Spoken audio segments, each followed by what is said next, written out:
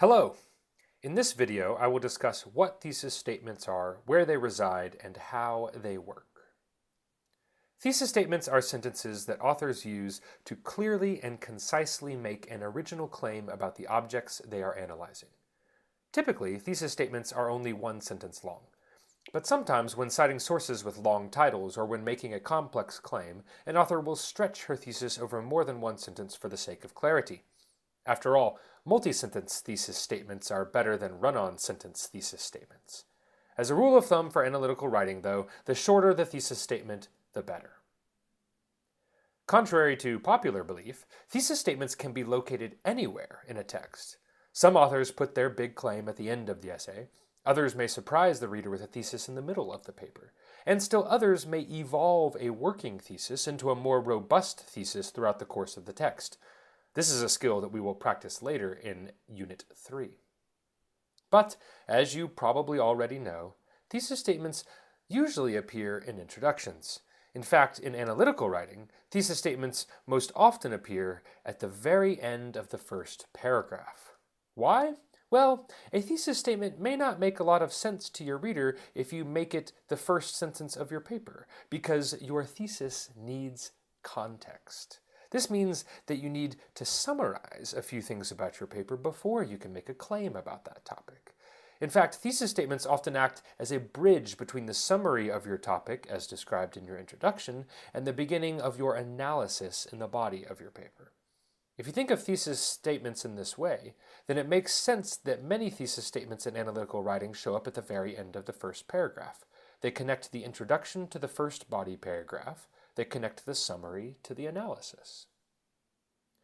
But what exactly should thesis statements do?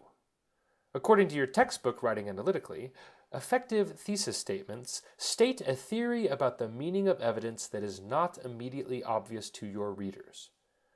Given this definition, successful thesis statements usually accomplish two tasks. They propose a tentative claim, and they contextualize that claim. For example, after watching Star Wars Episode 7, you might argue that the female protagonist represents women as strong, independent individuals and seems to mark a progressive cultural shift. As an initial stab at a thesis, this one is not bad, but it's a little too obvious, and good analytical thesis statements always push beyond the obvious claims. So, you might spend a little more time thinking about the implications of having a female protagonist in Star Wars and come up with this new idea.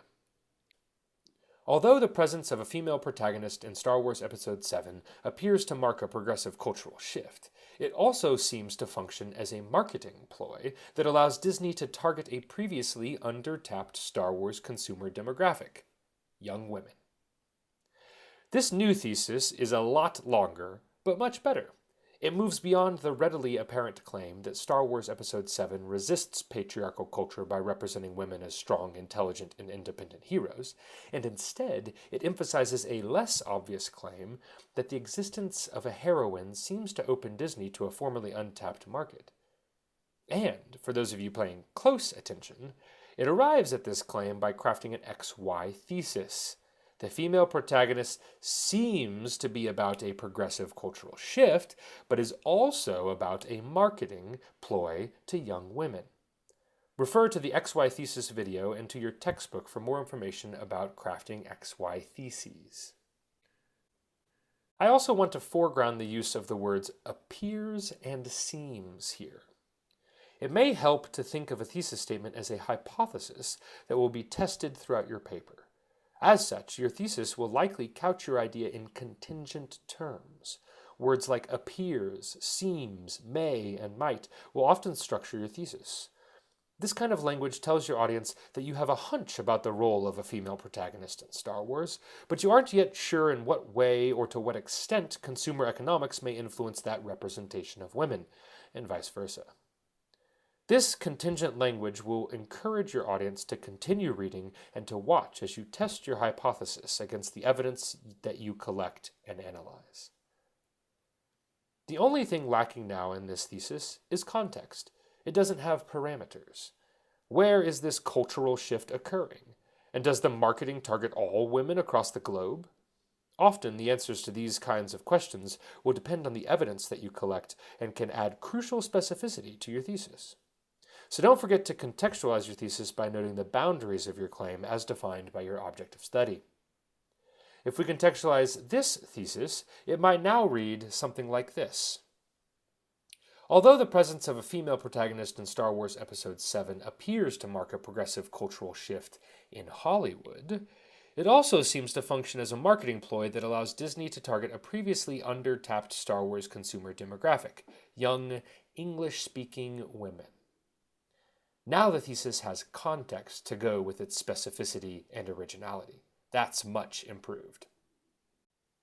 Take a moment to look back over your own work. How does your object of analysis seem to represent a certain issue? Can you move beyond an obvious claim and support it with evidence from the text? And can you formulate this observation as a hypothesis with some degree of specificity and contextualization? I bet you can. Good luck!